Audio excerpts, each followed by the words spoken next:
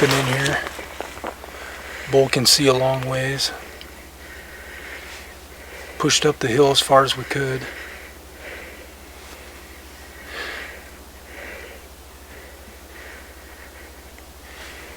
Hammered him with some bugles, and he came down. I had a tree ranged at 30. That's where I was wanting him to come. Well, he came down to the point where he should see the bull. I like to be far enough past where I last bugled to where when he does that boom, he gives me an easy shot. At this point, he was 50 yards out. He was 20 yards beyond what I had gauged as what I wanted the bull to be at.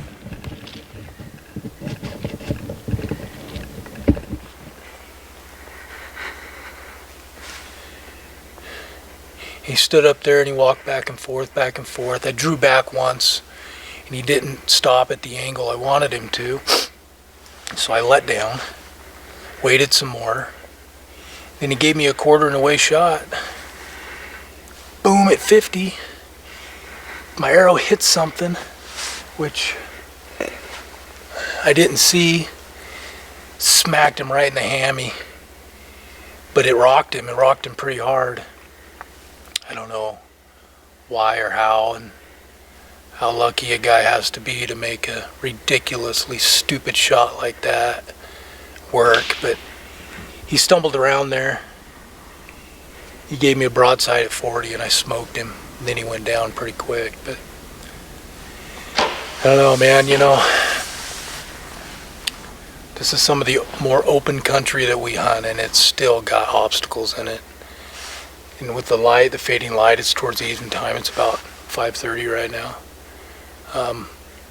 You just can't focus in all of that stuff.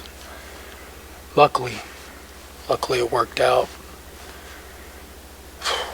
Well, them lighted knocks sure show you how bad of a mistake you made, don't they? I watched that thing go right into his rump. Man, it's horrible. You work so hard to get to that particular point. And they train yourself to focus in and focus out on the bull so you see every obstacle, and you're just so focused on shooting and getting that ideal shot and put that arrow where you're aiming that you lose sight of those little things that can run your entire hunt. But there he lays up there. Solid Oregon Coast Roosevelt. I don't know what he is. He's a big 5 or a small 6. It doesn't really matter at this point. It's late in the year. I'm pretty tired. I've had some good bulls shot with me, calling them in.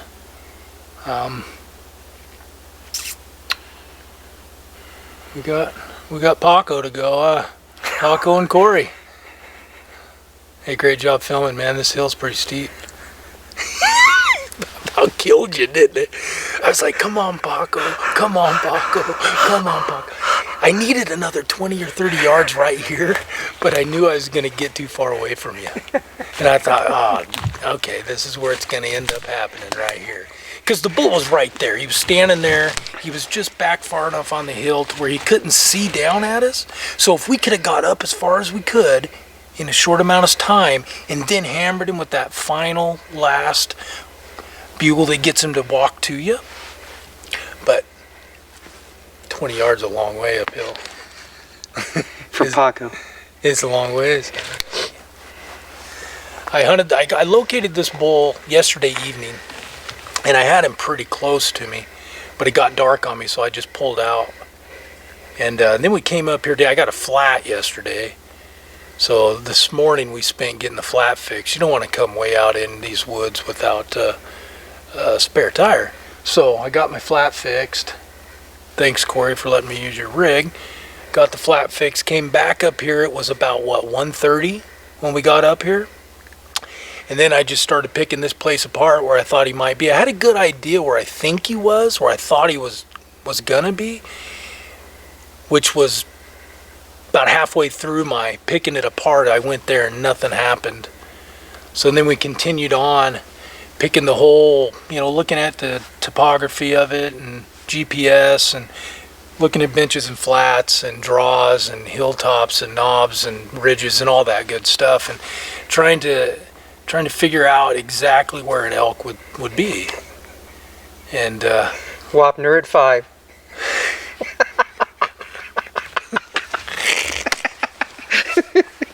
there's a science to this, right? This isn't.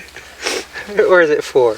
This isn't just pull it out of the seat of your pants kind of deal. There's a strategy. These elk are relatively predictable animals. They're going to be where you and I would want to be, a nice, comfortable place. So I located him, and the wind was all wrong.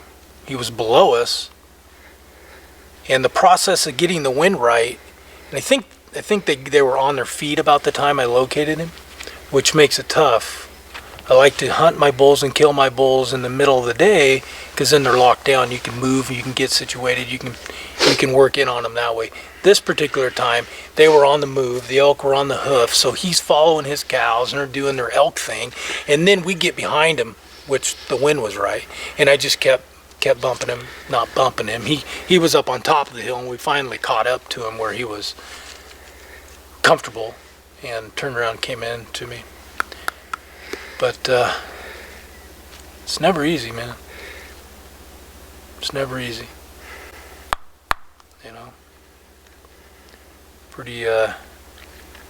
Pretty poor shot turns into a beautiful animal on the ground. My second shot was gorgeous, though. Did you see that? I heard it. I didn't. You didn't get that on video? Yeah, I suck at video. Did you get the elk on video? Did you zoom in on him?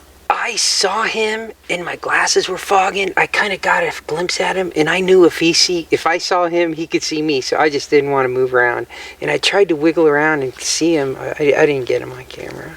I suck like that. You didn't get him on camera? For real? For real, sorry. What are you doing? Geezing coming up the hill, that's one thing I'm doing. You have one job. You have one job. No, I know. Did you get anything on film? You, the movie star. The shot. I'm not the star. I'm the background character in every movie.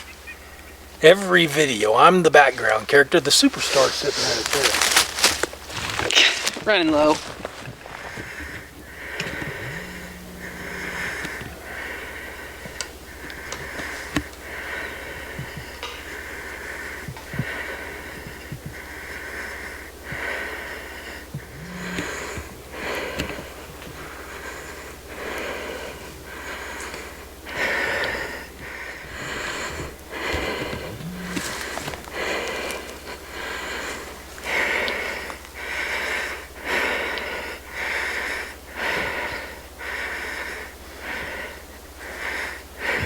He's all tangled up. I don't want to stand below him though.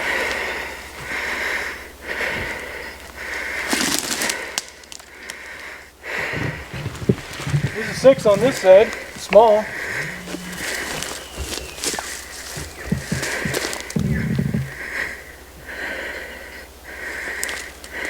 You watching video?